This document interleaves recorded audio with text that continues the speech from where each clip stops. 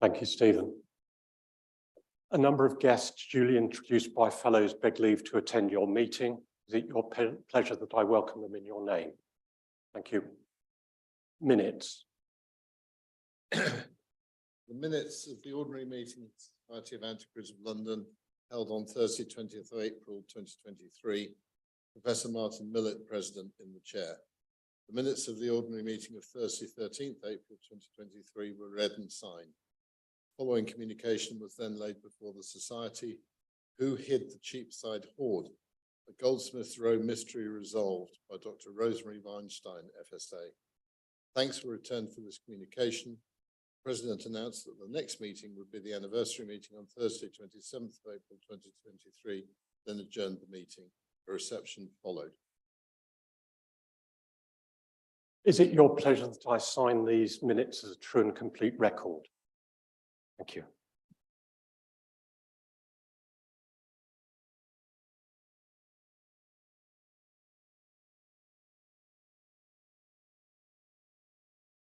It's now my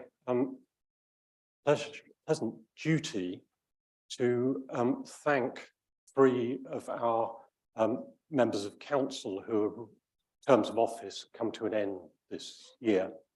Our treasurer, Stephen Dunmore, has served the Society exceedingly well.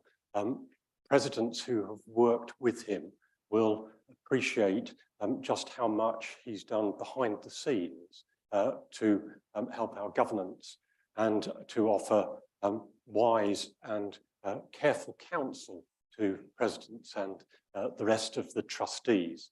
So I'm very sorry to be saying goodbye to Stephen in his role as treasurer, but I'm sure we will continue to see him around the Society. So thank you enormously for your service to the Society. Two ordinary members of council are also standing down. Professor John Hines, who's been acting vice president, who's here this evening. John has done enormous great work for the Society over many years with the Welsh Fellows and as a member of council. Over the last few years, as we'll hear in my address, he's also contributed to some very important new directions in which our seminar series have moved. And again, I've greatly valued his counsel and advice as a trustee on council, and in particular, some very insightful comments on the strategy that we've been putting together this year.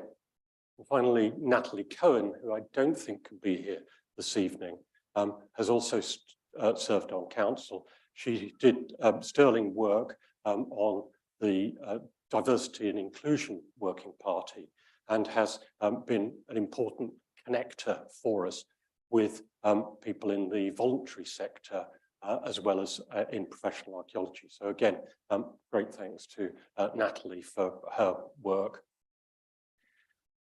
The vacancies on council were uncontested this year.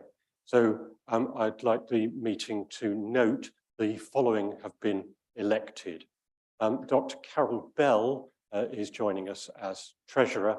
I don't think Carol is here yet, but I am expecting to see her this evening, and we welcome her to the onerous role as treasurer of the Society.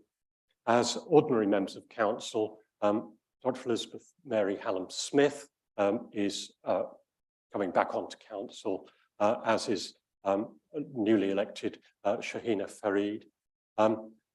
Liz Hallam-Smith can't be here this evening. She has the best excuse I've heard for missing an anniversary meeting.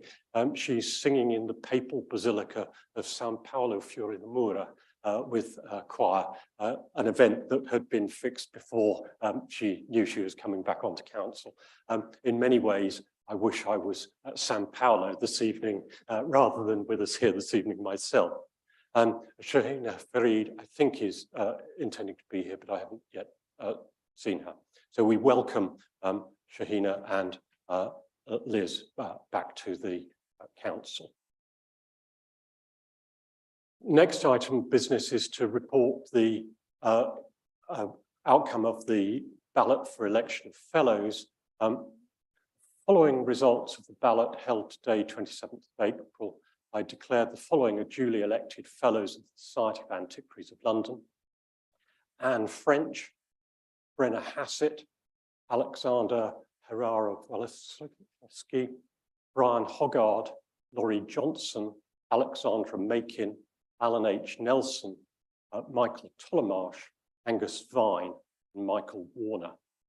It was a pleasure again to see our ballot boxes brought out for this evening's meeting, and a number of people have commented how nice it is to continue that traditional occasions of using the traditional ballot boxes. So we will continue that at sort of special meetings and the anniversary meeting. Now come to admissions. The following, being in attendance and having signed the obligation required by the statutes, desire to be admitted a fellow: Michael Ray.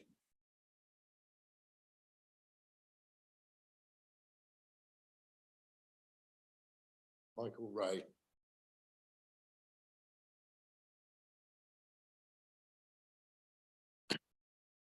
Michael, by the authority and in the name of the Society of Antiquaries of London, I admit you a fellow thereof. Welcome and congratulations.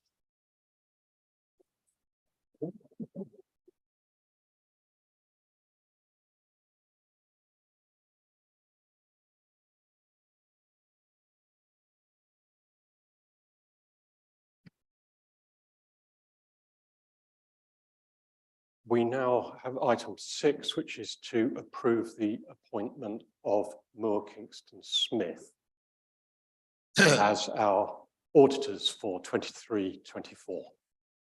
Okay, so the first thing to say is if you are not a fellow, or if you have already voted online, which we have counted, or by post, please do not raise your hand at any point over the next session. We're going to ask for a show of hands in the room now first, just the room, for any fellows who are voting yes to the motion to reappoint Moore Kingston Smith as the Society's auditors. Show of hands for yes. Thank you. Show of hands for no.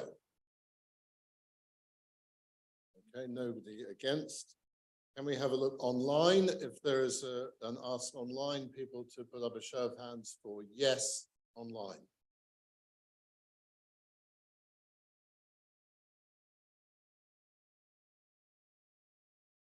And can we now have a vote online, show of hands for anyone voting against the appointment of Moore Kingston Smith?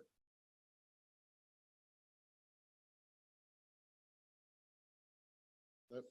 I think we can therefore declare the auditors Moore Kingston Smith appointed NEMCON. Thank you. It's now my sad duty to report the names of 57 fellows deceased since the anniversary meeting in April 2022. Christopher Almond, Derek Archer, Rodney Armstrong, Alan Ball, William Banks, Paul Bidwell, Edward Burgess, John Chappell, Amanda Claridge, Peter Clark, Peter Curnow, Christopher Daniel, Geoffrey Dannell, Anthony Emery, Jeremy Gibson, Mark Girouard, Nicholas Goodson, David Hall, Merlin Hanbury Tracy, Duncan Harrington, Wendy Hefford, Michael Heslop, Brenda Haywood, Peter Hodson, George Huxley, Julia Kagan, Simon Kay, Michael Kearney, Wolfgang Lieberschutz, Mary Lightbrown, Francis Logan, Emma Mason, Timothy McCann, Robert Meeson, Paul Mellors, Hugo Morley Fletcher, Roger Pears, John Pickles, Vincent Proudfoot, Joyce Reynolds, David Robinson, Alan Rogers, John Rogers, John Rochester, Edgar Samuel, Tim Shadler Hall, Robert Sherlock, David Smith, Leslie Smith, Michael Smith, Anne Sutton, Roberta Tomba, Michael Tooley, Gotcha Chestnut, Geoffrey West, and Elizabeth William Ellis.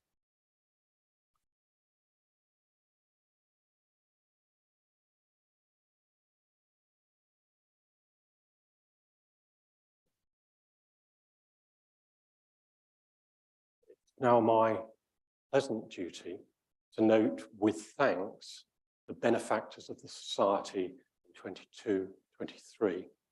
Extremely grateful to the National Lottery Heritage Fund, Historic Houses Fund, John Murray Charitable Trust, Rose Foundation, Ecclesiastical Insurance, as well as all the affiliates, fellows and supporters who've helped the Society's projects, both at Burlington House and Kelmscott Manor. I would particularly like to acknowledge generous bequests from George Egan Fellow, Suzanne Mary Edward Fellow, and John Tarn Nelson Fellow.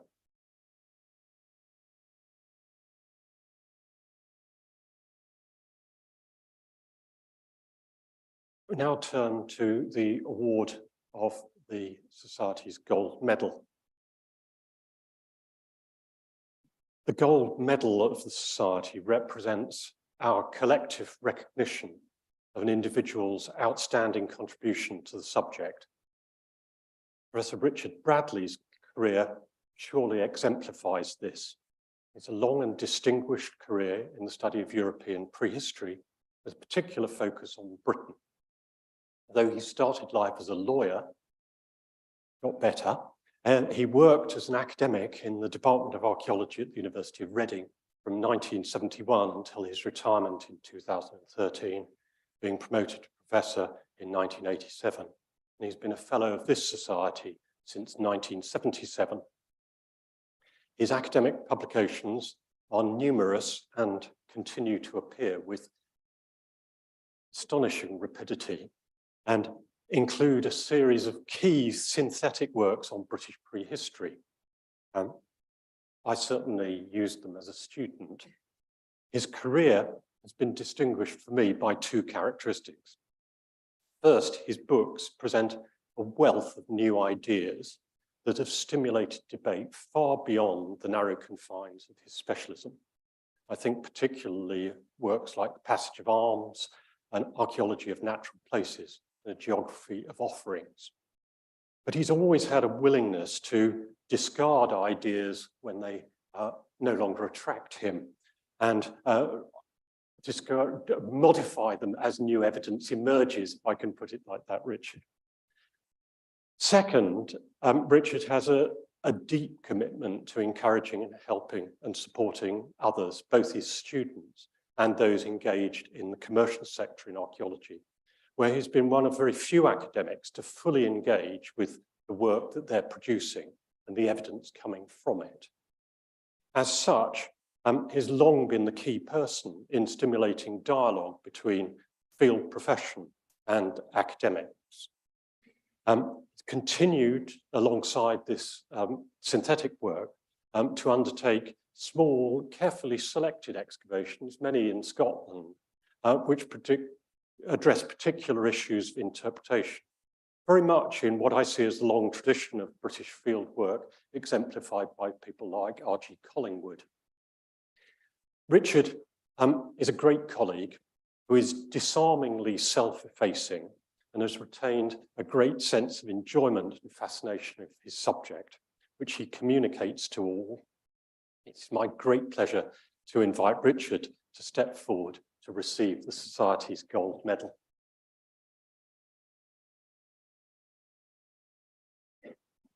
Richard, thank you so much. Thank you. There we are.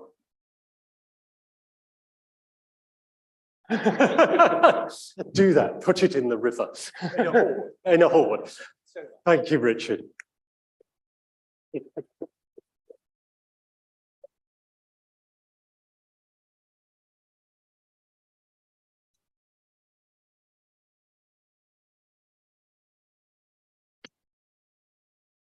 I now call upon the Treasurer to present his annual statement.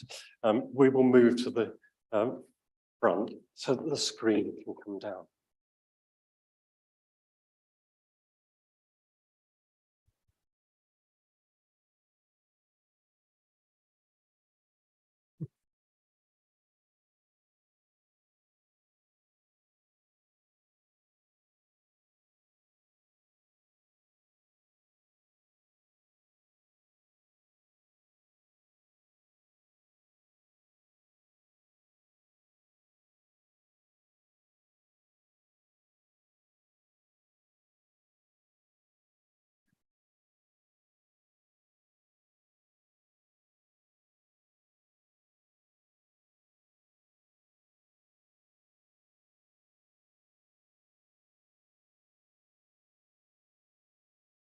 Good afternoon, everybody. We now come to the most exciting part of the afternoon. I will be reasonably brief so that you don't get overexcited. The purpose of this presentation, as usual, is to set out the Society's financial position at the 31st of March 2022. And a copy of the report and accounts has already been issued and is available on the Society's website. Finance Committee, of course, has reviewed the report in detail and Council has approved the financial statements. And just to be clear, this is for the year ending March 2022, so ending a year ago. So I'll say more at the end about our current financial position, although the essentials have not altered substantially in the past 12 months.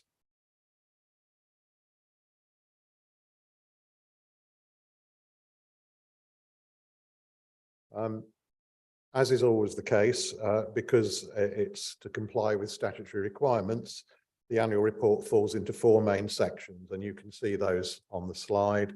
The first one is the narrative about the activities of the Society. The second one is information on our legal structure, governance, etc. The third one is the auditor's report, and the fourth is the detailed financial information.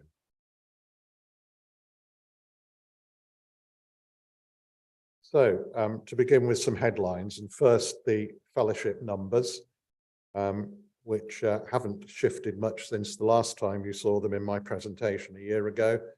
The graph shows the trend of numbers of fellows since 2013 up to March 2022. And over this period, the number of fellows has been fairly static, with approximately 100 increase over 9 years. And of course, this is important, not only in terms of the value and reputation of the Society, but also in terms of the subscriptions that fellows pay, which are a key part of our income.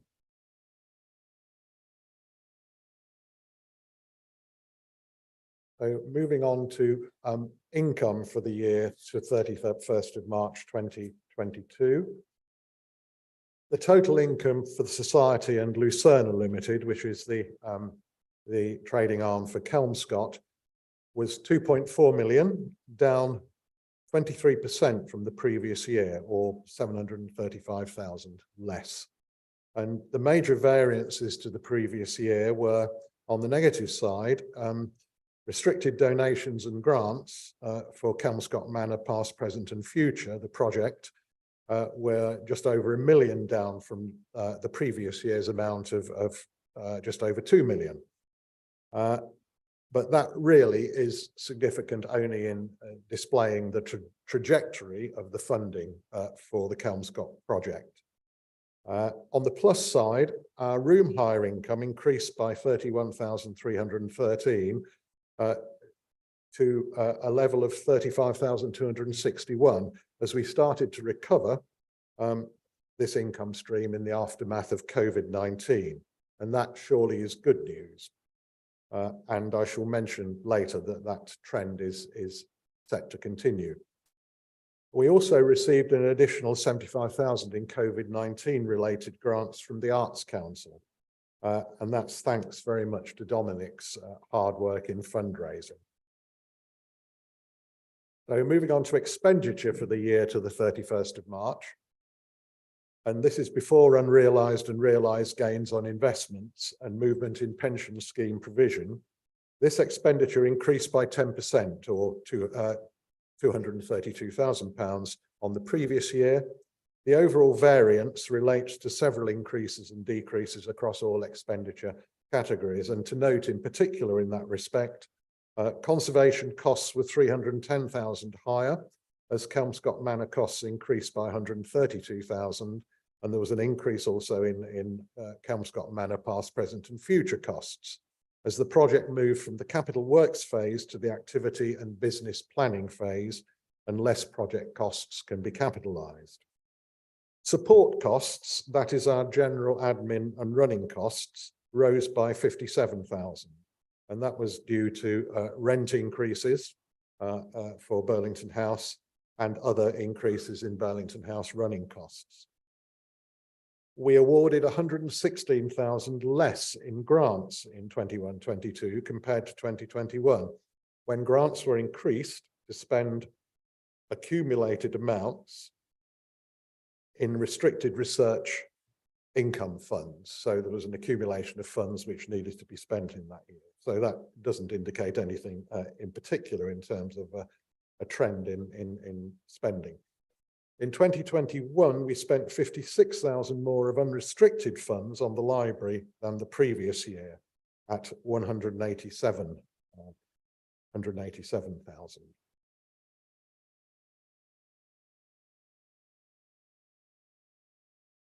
So to come on to the net position, which that produces, you can see the figures for income and expenditure there.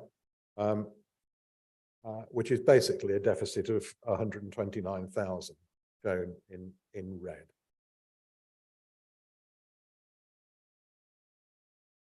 A word about investments. The portfolio decreased in value by 1% or 126,000, as you can see there. And I won't read the figures out because you can read them yourselves. The markets remain relatively stable in that year, resulting in unrealised gains of 232,503. But the figure that is missing there, as you all have spotted, is the valuation currently. And that valuation as of the 26th of April is 13,978,761, which is quite a decrease in our investment portfolio on the figure given above for the 31st of March 22. And that is largely because of movements in the markets, which we can't do anything about. Although the markets seem to have stabilized a bit now, there was a great deal of volatility in the markets over that 12-month period. And we also drew down various sums from the capital fund as well.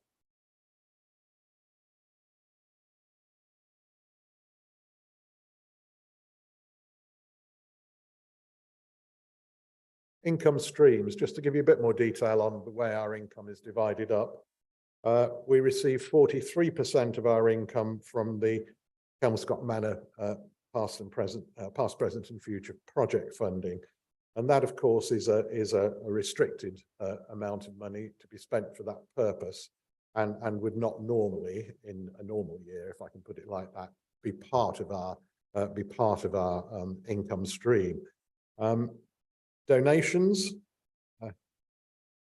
Let me come to subscriptions secondly, and they're 23.9%. Investment income is 23.9% as well. So they are two major contributions to our income. And other major income streams are trading income from room hire, which I've mentioned before, which you can see there, and Kelmscott Manor as well. And that was significantly reduced in 21-22 because the manor was still closed for the closure of the completion of the construction work.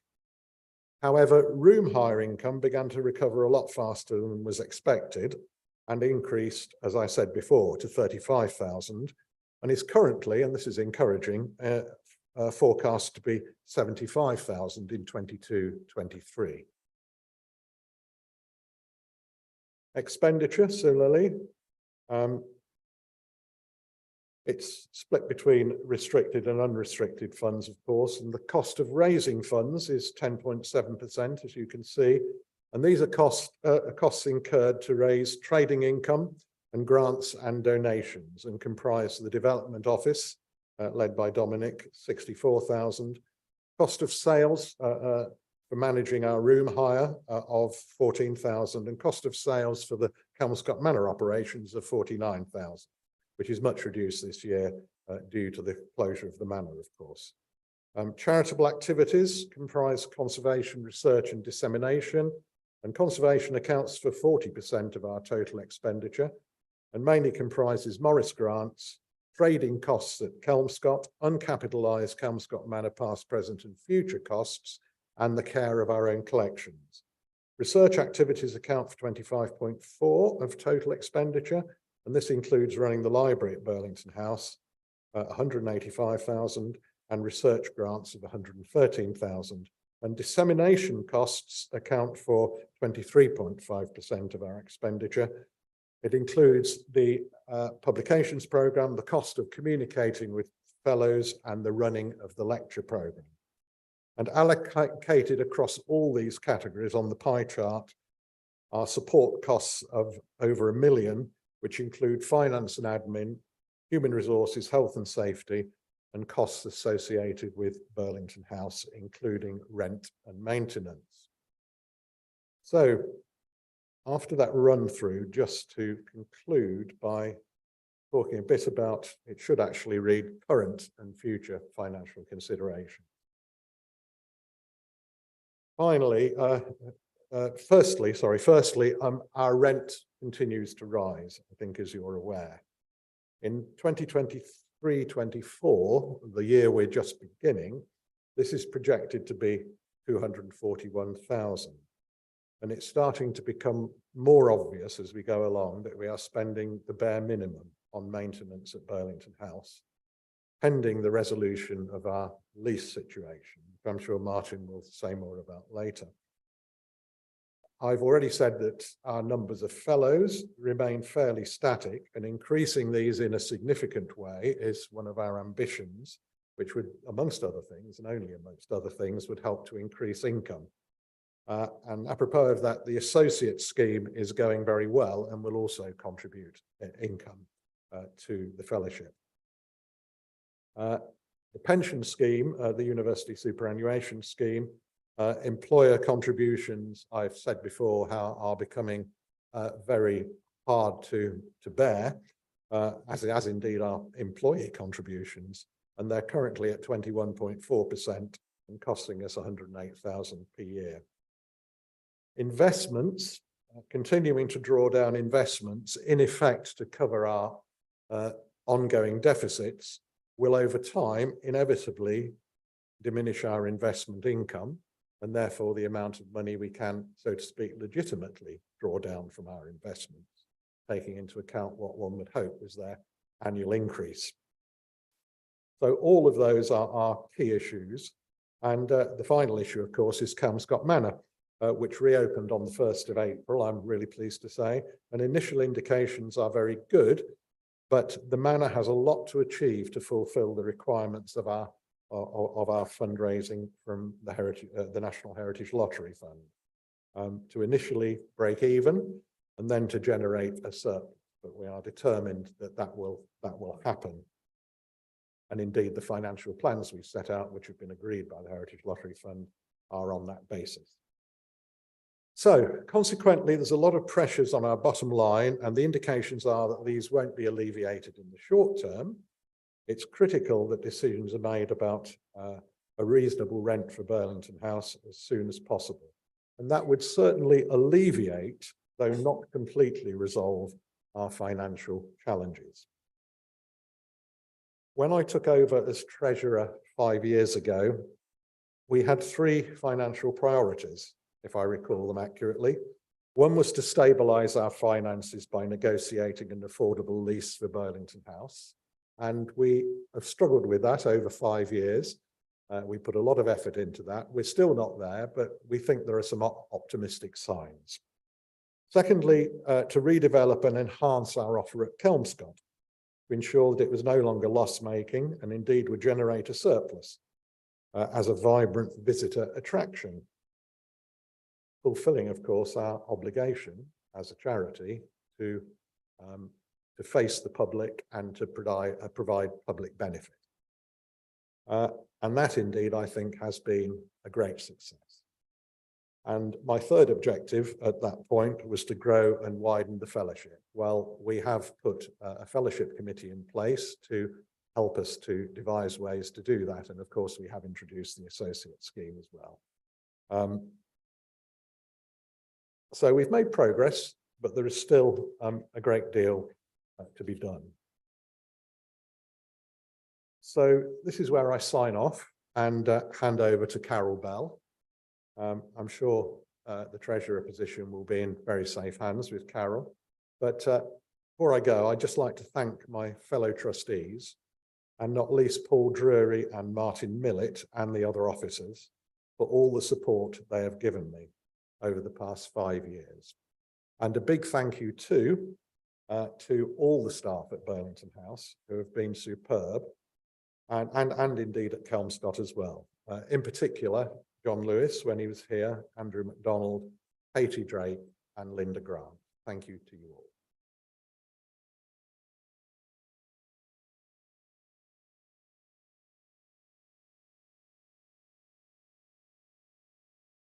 And if you have any questions, as this last slide says, please do get in touch with Carol or Katie Drake by email.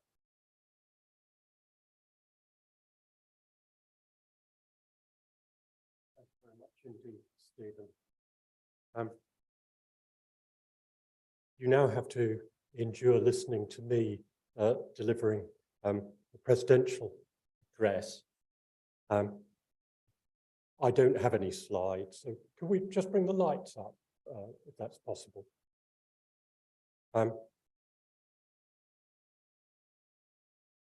This is my second address as your president. By my reckoning, it is the 272nd anniversary meeting since our Royal Charter was granted in November 1751. It provides an opportunity to mark the achievements and key moments in the history of the Society, as well as providing a forum for the President to talk more broadly about the environment within which our Society and its fellows operate. With this in mind, I divide my comments into two parts. First, looking at the achievements of the past year. Secondly, looking forward and reflecting on some broader themes, some of which Stephen has already sort of touched upon. Looking at the Society in 2022-23, I don't want to repeat the detail that has been circulated to fellows in the New Look annual report, the Antiquary, but I would like to compliment the staff and fellows who worked to produce that exciting new format of reporting to the fellowship and the public more widely. It's been a very busy year. Several initiatives that have been long in development have come to fruition, marking very significant efforts by the Society's staff and many fellows.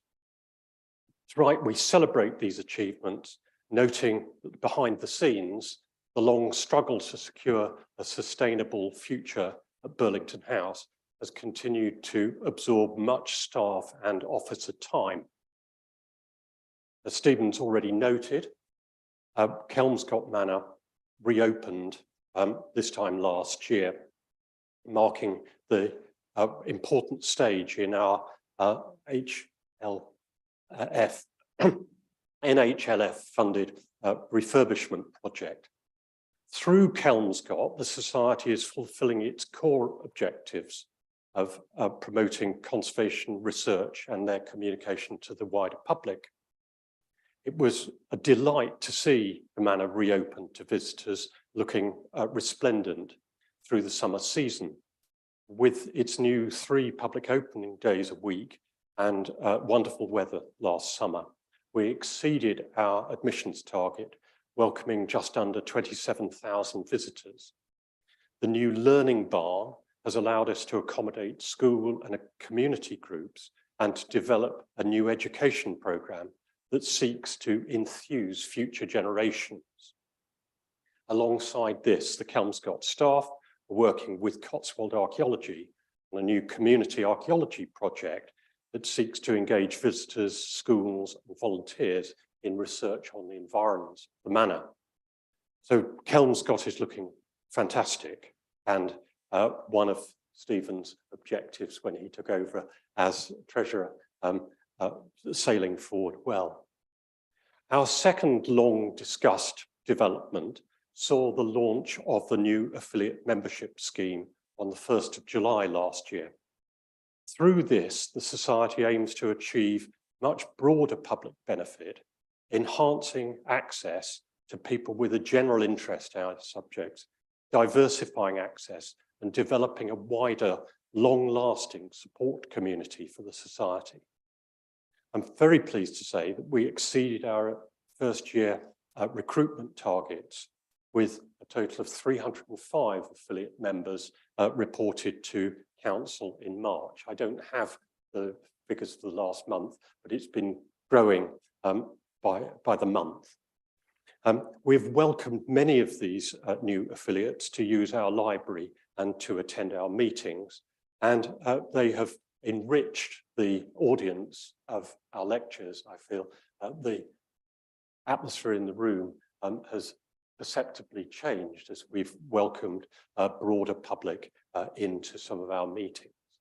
And I'm very grateful to fellows for supporting this scheme, sharing details with friends and colleagues who might benefit from a closer relationship with the Society.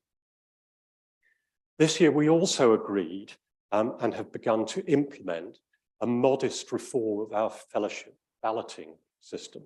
We've seen the old system in operation earlier today. We're now generally moving to an online system, which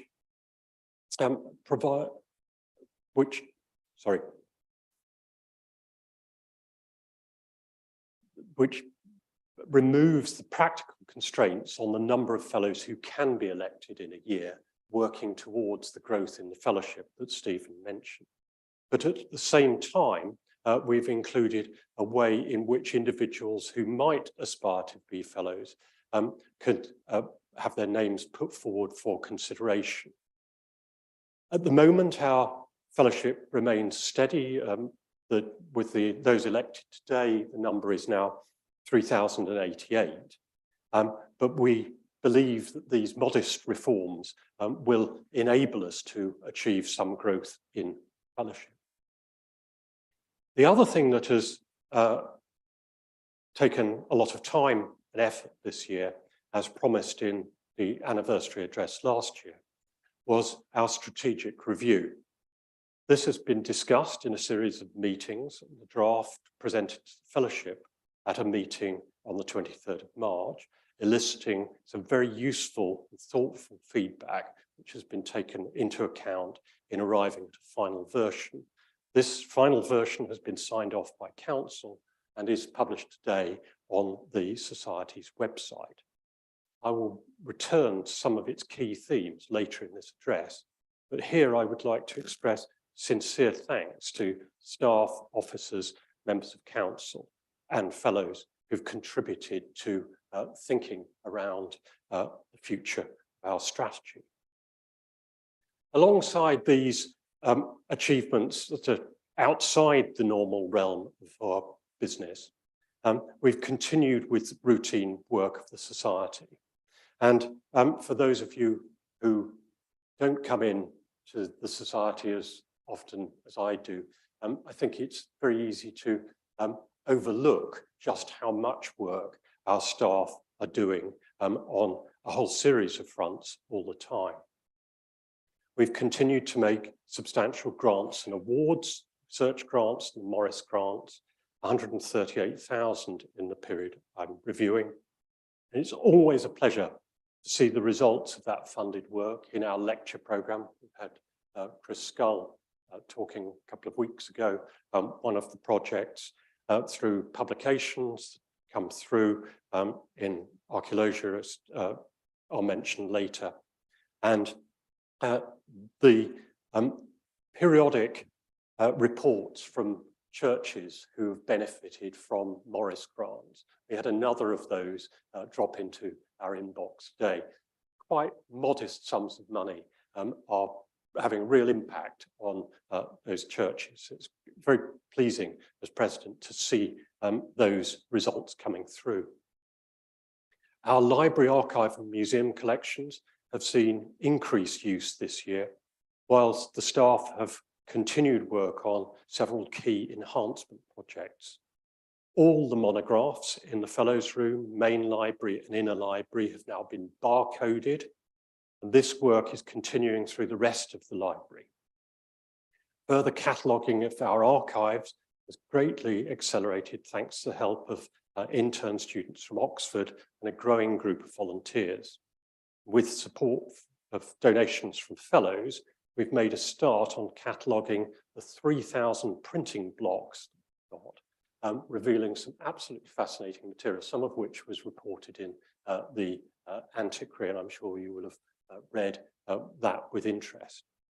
Furthermore, the Kelmscott Manor collection is currently being catalogued and added to the Society's online collections management system so that it's accessible to you as fellows and to the wider public. And in the same vein, in collaboration with Nottingham Trent University, our wonderful roll chronicle and our pedigree of the Kings of England has undergone state-of-the-art digital scanning, and images of this are coming online very shortly. Turning to the library as a resource for fellows, through the good work of Dunia, the Society has joined SocAntiquaries, which facilitates access to other libraries throughout the United Kingdom. Academic libraries which are of use to fellows, particularly those who can't easily get to London. I'm delighted to say that over 160 fellows have registered with that scheme so that they're able to use their fellowship to access academic material in their locales. Finally, on the library front, there was a huge response, terrifyingly huge response to our comprehensive survey of library users. Lesson for this is when you issue an invitation for people to comment, keep the narrative fields as small as possible. A massive document. It was made fascinating reading and has been very useful in future planning. And as usual with these things from our fellows, you get some very insightful comments. One immediate response to this feedback has been to work towards trialling of new evening and Saturday library opening that we hope to bring forward in the second half of this year. Similarly, a lot has been going on the publications front. Alongside the Antiquaries Journal, our publication manager has relaunched our oldest publication, Archaeologia, first published in 1779 and now rejuvenated in its new form as an occasional, wholly digital, open access imprint. The first contribution here is by Gabor Thomas and others, a reassessment of the archaeological evidence for the early medieval church, St. Mary and Ethelberg at Lyminge in Kent. And that, I think, is a really fantastic opportunity, and it represents both continuity and change in ways that I'll return to in a moment. And finally, on the publication front, we published the Research Report 83, The History of King Richard III by Sir George Buck, Master of the Revels, edited and with an introduction and notes by the late Arthur Noel Kincaid. This discusses Sir George's position in the literary and scholarly world of his day and Tracy's text transmission. We had an exciting launch of that here a few weeks ago. And you should have seen the Richard III Society people admiring our portraits of Richard III. It was a really memorable occasion. We could hardly get them out of the room at the end of the evening. During the year, as usual, we've hosted a variety of well-attended lectures, seminars, and events here at Burlington House. I'm delighted to note that we've seen a return of good numbers of in-person attendees at these meetings post-COVID, whilst online access has allowed us to continue to reach a much wider audience by both simultaneous streaming lectures and at the same time building a library of YouTube recordings of lectures that can be viewed later. The latter, in my view, represents an extremely exciting and important long-term archive which people can return to. I keep saying to my colleagues, when you're putting together a reading list, have a look at the Antiquaries lectures, because you can get a first-hand account of many events, many projects and so forth, that you can refer to your students to read online. That is an unintended transformative consequence of COVID. And I think we should work on that. We have in mind thinking about how we can index those to make them more easily available. Amongst the one-off events that we've hosted this year, there are 3 seminars. The first, Caribbean Literature in English, Writing Back, Writing Forward, which welcomed new, different audiences and presented ideas and perspectives from exciting international speakers. This was followed by a more conventional seminar on the future of archaeology in England, which debated the points raised in the Society's 2020 manifesto of the same name. And finally, in February, we hosted a somewhat sobering event, Cultural Heritage as a Target and Victim of War, first-hand reports from Ukraine, in which Ukrainian colleagues and others provided first-hand insights into the impact of war. We plan to return to the theme of the impact of conflict on the heritage in future meetings, but those of us who attended that Ukraine event will not forget the terrible impact that the war is having on our friends and colleagues there. For their work in organising these various events, I'd like to offer a special thanks to our fellows Linda Grant, John Hines, Simon Kaner, Heather Sabir, and Sadie Watson. In a different direction, a unique social event was held on Halloween. I missed it because it's my daughter's birthday that day, but everyone who attended A Warning to the Curious, 2 Ghost Stories by M.R. James, performed by Robert Lloyd Parry, tells me it was eerie and entertaining and something that was much enjoyed.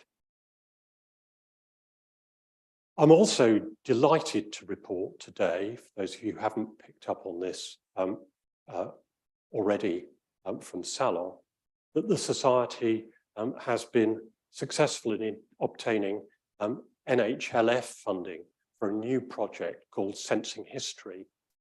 This 26-month project will see the Society open its doors to schools and to the public with regular open Fridays that showcase the historic collections of the ground floor of the Society's apartments, with displays featuring our royal portraits and others.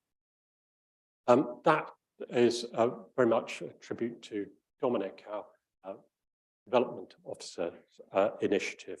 And again, I'm really excited to say that last Monday, 24th of April, we saw the first school visit to the Society under that scheme. That's absolutely fantastic. What we need to do is to get those kids at an early stage and enthuse them about the subject, and bringing them in here is a great way of doing that.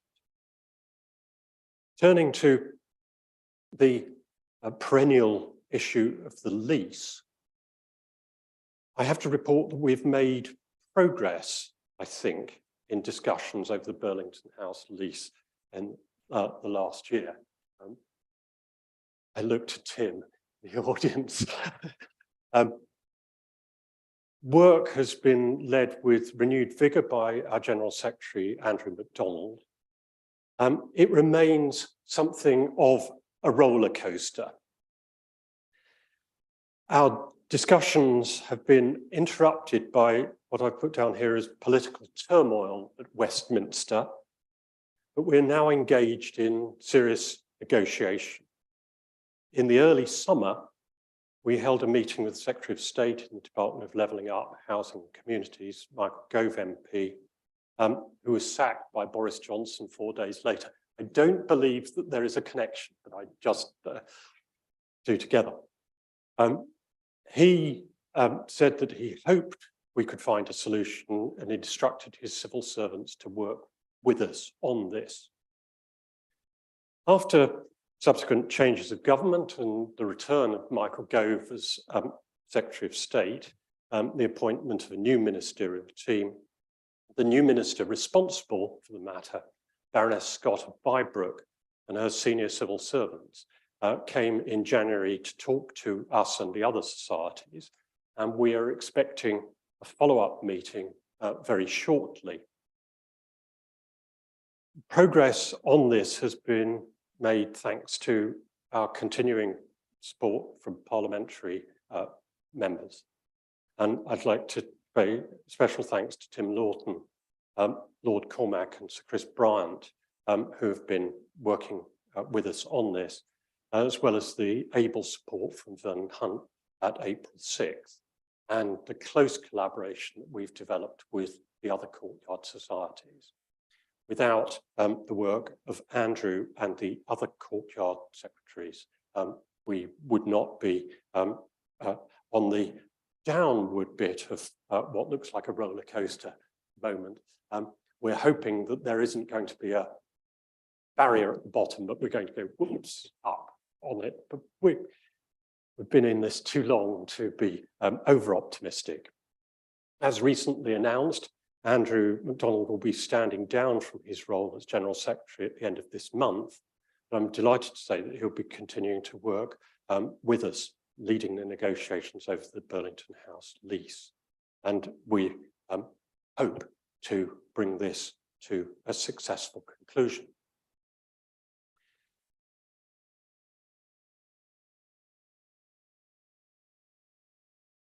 I turn now to the broader context within which we operate, and I'd like to reflect here on some of the issues that have emerged during the interesting discussions on our new strategic plan. I preface this with two observations.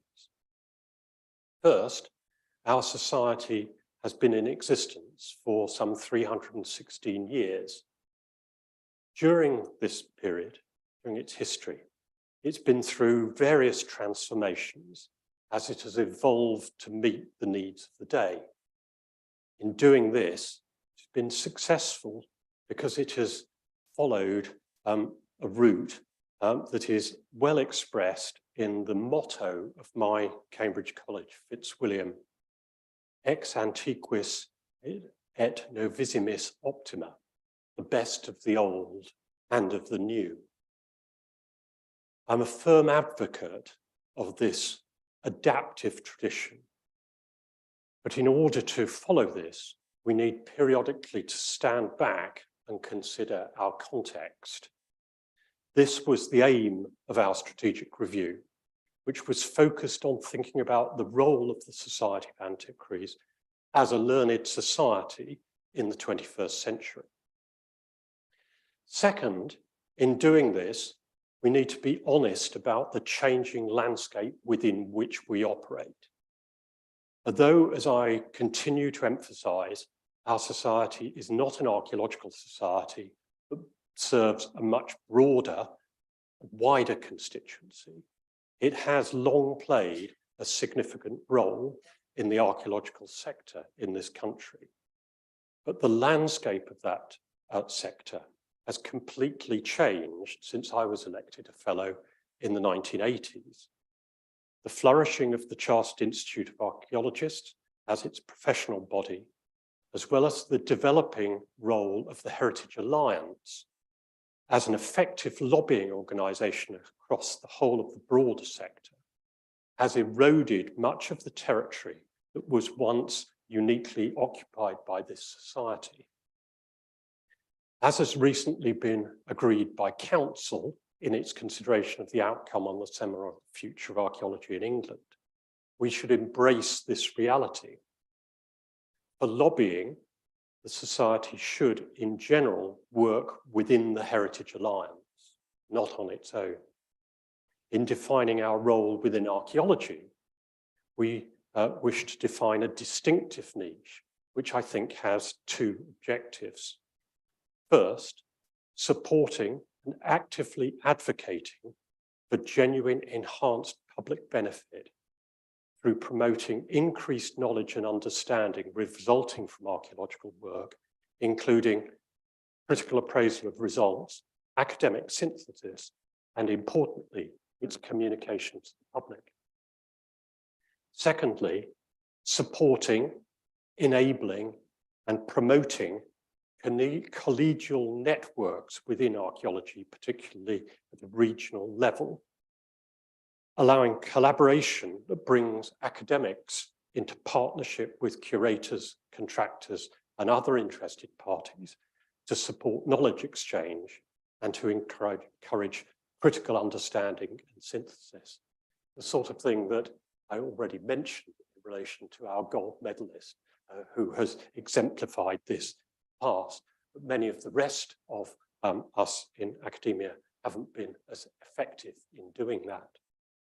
Alongside this, in archaeology, the society will, of course, continue to work with others in the sector to improve the quality of archaeological practice, drawing on a wide range of knowledge and expertise of the fellowship in supporting the sector.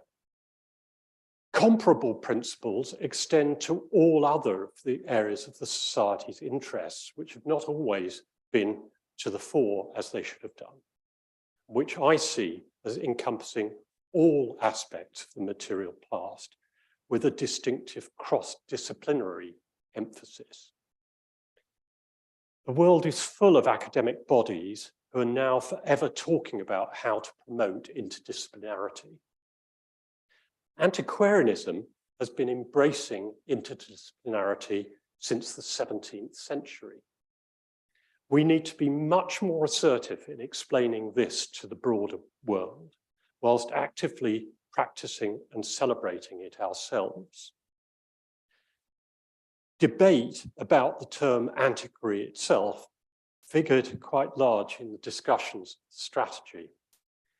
I'm pleased to say that we decided to celebrate and work with it rather than seek an alternative term. And I would urge you all to promote our mission of supporting and explaining antiquarianism as an interdisciplinary project. There was also interesting discussion about the balance between curating or preserving the past, reinterpreting and explaining it. I think we're all agreed on the importance of valuing material from the past, places and structures as well as objects, whilst also promoting new interpretations and debating new ideas.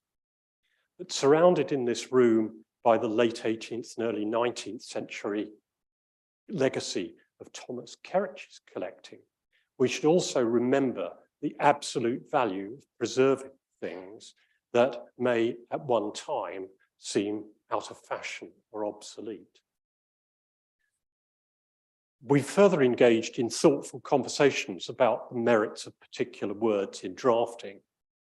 I particularly recall the debate about whether we should refer to ourselves as researchers or scholars.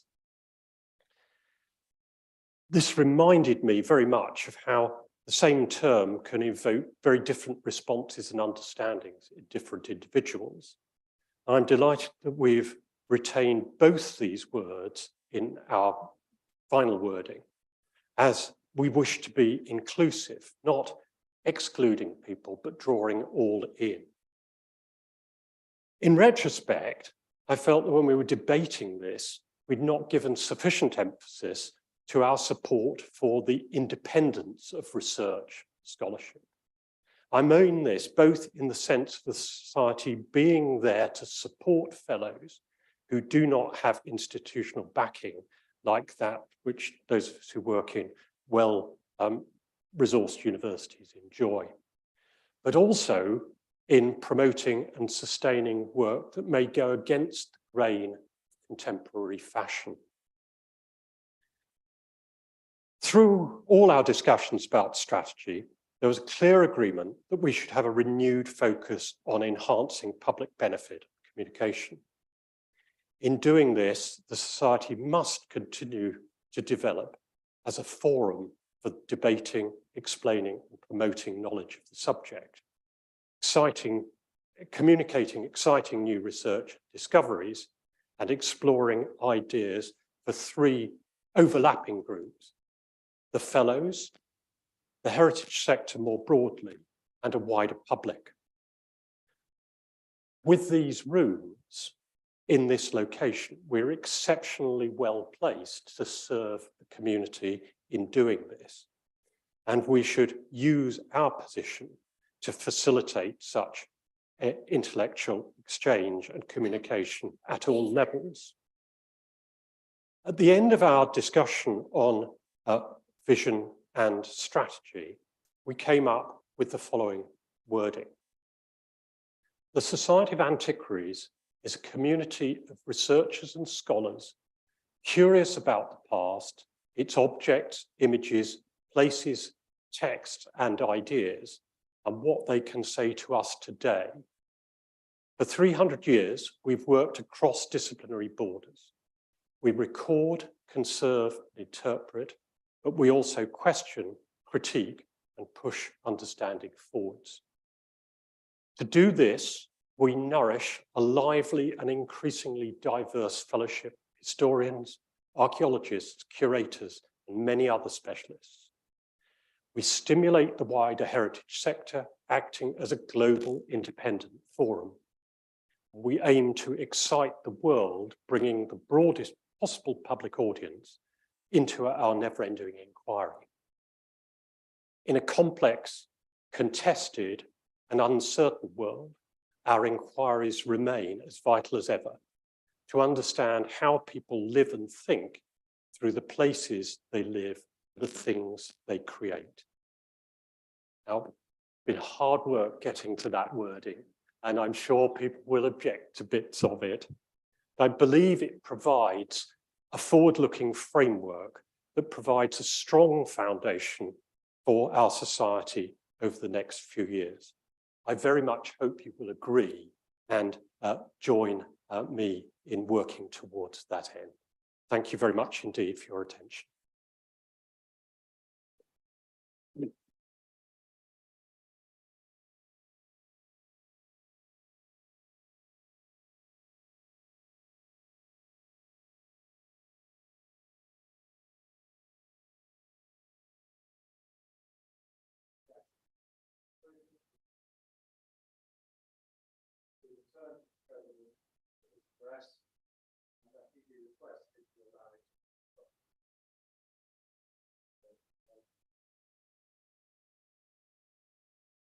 I'm happy to assent to that. The meeting stands adjourned. The reception is, I think, in the library. Welcome to come upstairs.